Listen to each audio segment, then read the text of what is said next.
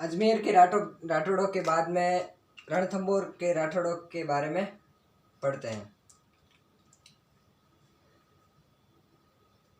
संस्थापक की मैं बात करूं तो गोविंदराज फोर्थ के द्वारा 1194 ईस्वी में रणथंभौर के चौहानों की नींव रखी गई। इतना गोविंदराज के बारे में उल्लेख मिलता नहीं है, तो उसके बाद में अपन पढ़ते हैं वल्हन। इसके समय 1226 में रणथंभौर पर पहला मुस्लिम आक्रमण किया गया। 1226 सॉरी छिन्नू नहीं है ना, 1226 ईस्वी में रणथंभौर पर प्रथम मुस्लिम आक्रमण हुआ, जिसमें इल्तुतमिश ने क्या किया कि रणथंभौर दुर्ग पर अधिकार कर लिया। पहली बार पहला मुस्लिम जिसने रणथंभौर के किले पर या दुर्ग पर अधिकार करने वाला कौन था? इल्तुतमिश। आगे पढ़ेंगे कि रजिया सुल्तान के समय ये वापस किला वाकपति ने पुनः स्वतंत्र करवा दिया था। तो वल्हन के बारे में भी मेन चीज यही है कि 1226 में रणथंभौर पर पहला आक्रमण हुआ इसके कार्यकाल में, और इल्तुतमिश ने रणथंभौर का दुर्ग अपने अधीन कर लिया। वाकपति और वाकपति मैंने ये बता दिया कि रणथंभौर की शाखाओं में नाम बता दिए थे।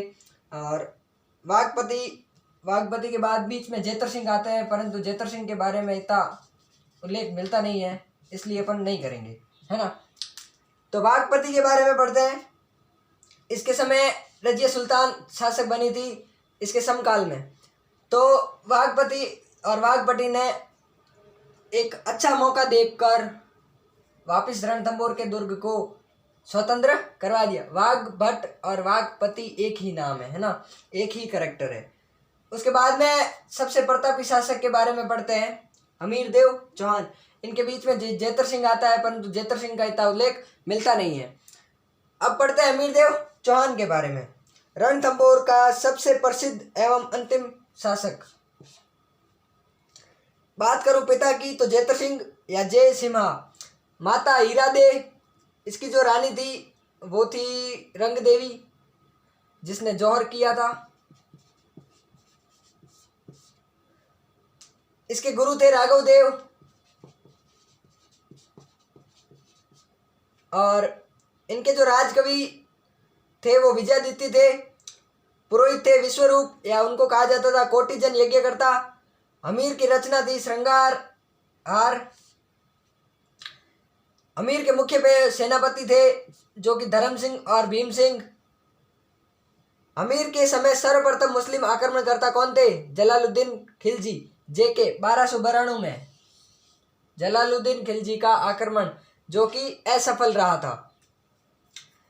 असफल रहने के बाद उन्होंने एक बात कही कि ऐसे किले को या रणथंभौर के किले को मैं एक मुस्लिम सैनिक के एक बाल के बराबर भी तवज्जो नहीं देता हूँ। अब क्या करे बेचारा, किला प्राप्त नहीं कर सका तो यही कहेगा। जब एक लोमड़ी अंगूर प्राप्त नहीं कर सकती है ना, तो इसलिए वो यही कहती है कि अंगूर खट्टे थे। इसी प्रकार जलालुद्दीन इसको प्राप्त नहीं कर पाया पुनः, इसने इसीलिए ऐसा कहा कि ऐसे किले को मैं मुस्लिम सैनिक के एक बाल के बराबर भी तवज्जो नहीं देता। फिर बात करूं मैं अलाउद्दीन खिलजी की, तो 1301 में अलाउद्दीन खिलजी द्वारा रणथंभौर पर आक्रमण किया गया। जब साका भी हुआ, प्रथम साका रणथंभौर का कब हुआ? 11 जुलाई 1301 को। अलाउद्दीन खिलजी के द्वारा रणथंभौर पर आक्रमण करने के मुख्य क्या कारण थे? मुख्य कारण 3 अपन देखते हैं कि हमीरदेव जो चौहान थे, उन्होंने सुल्तान का जो एक विद्रोही था मोहम्मद शाह, अलाउद्दीन खिलजी का एक विद्रोही था मोहम्मद शाह को शरण दी थी। ये चीज़ अपन ने यहाँ बता रहा हूँ, वापस इस चीज़ को यहाँ से जोड़ रहा हूँ कि हमीरदेव चौहान थे वो शरणागत की हमेशा रक्षा करते थे। इसलिए किसको रक्षा की? मोहम्मद शाह को शरण दी। अपनी जिद व हट के लिए प्रसिद्ध थे। दूसरी कि रणथंभौर की अभेद्यता और सामरिक स्थिति, कि रणथंभौर को भेदना बहुत ही मुश्किल था, इसलिए अलाउद्दीन खिलजी ने चाहा कि ऐसा दुर्ग हमारे पास भी हो। तीसरी कि अब अलाउद्दीन खिलजी का दिल्ली तक अधिकार था, तो वो अपना साम्राज्य विस्तार राजस्थान में भी रणथंभौर में भी करना चाहता था, इसलिए उसने आक्रमण किया, अभियान चलाया। अब रणथंभौर अभियान के नेतृत्व में जो सेनापति थे, अलाउद्दीन खिलजी के जो सेनापति थे, उसमें नुसरत खां, उलुग खां और अलप खां। नुसरत खां जो था वो इस अभियान में मारा गया। एकमात्र खिलजी सेनापति जो कि रणथंभौर अभियान में मारा गया उसका नाम था नुसरत खां। अब भाई मारा गया तो अब ये हारा कैसे रणथंभौर?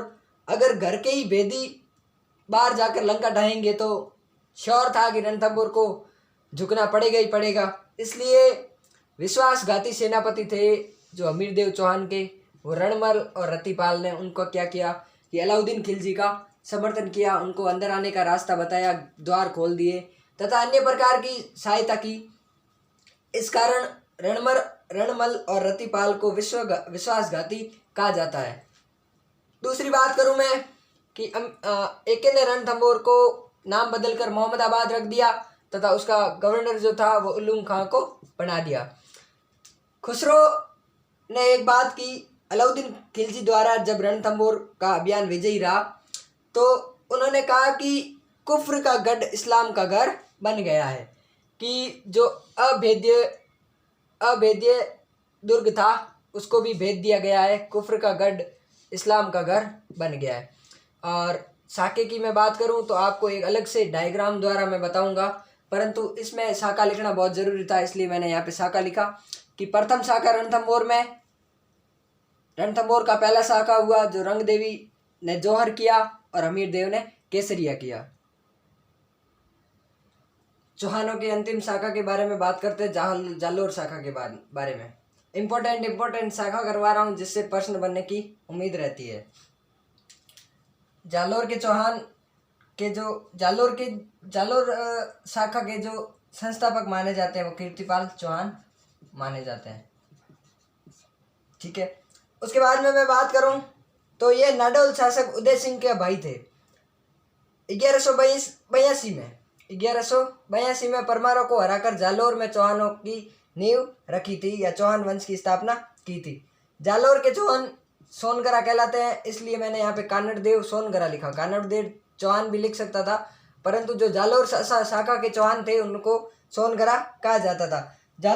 जालोर के चौहान आशापुरा माता को महोदरी या मोदरी माता के नाम से पुकारते थे। मोदरी माता, आशापुरा माता को मोदरी माता या महोदरी माता पुकारते थे। उसके बाद में राव सामन सिंह, इसके बारे में एक ही बात है कि 1299 में गुजरात अभियान से लौटती हुई एके की शाही सेना पर आक्रमण किया। 1299 ने ही जालोर की शाखा को एक नया परिवर्तन दे दिया या नया दिशा दे दी। 1299 का आक्रमण का बदला बहुत ही बुरी तरीके से अलाउद्दीन खिलजी लेगा, उसको अब देखते हैं। कानड़देव सोनगरा के बारे में पढ़ते हैं। ये जालोर का अंतिम शासक था जिसके समय अलाउद्दीन के आक्रमण के कारण ये शाखा नष्ट हो गई थी।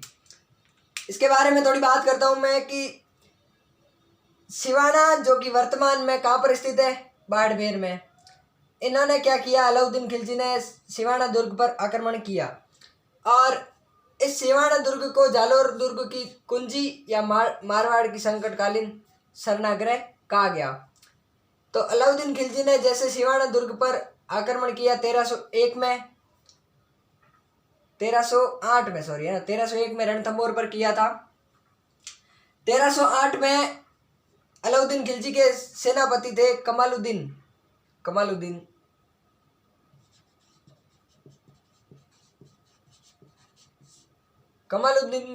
के नेतृत्व में अलाउद्दीन खिलजी के जालोर पर आक्रमण किया गया।